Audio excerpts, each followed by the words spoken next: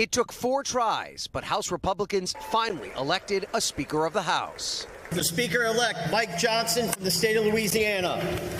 Louisiana's Mike Johnson was the last man standing, cobbling together the support from a fatigued conference to win the vote unanimously and then promising to get right to work. The challenge before us is great, but the time for action is now. Johnson has a long list of work ahead of him. The government will run out of money in mid-November.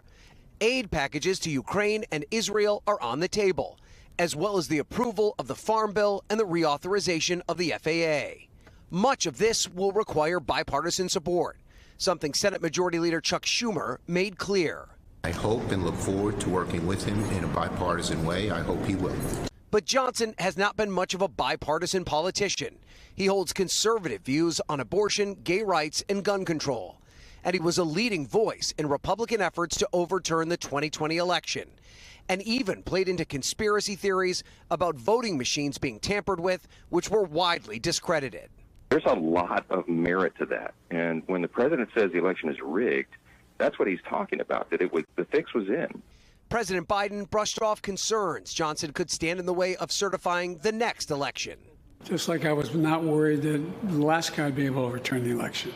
It's a position Biden's fellow Democrats view as disqualifying, but Republicans embraced, shouting down reporter attempts to question Johnson on the topic. Mr. Johnson, can you help with the efforts to overturn the 2020 election? Now, Johnson will take on the difficult task of managing a divided party at a time when there is so much to get done.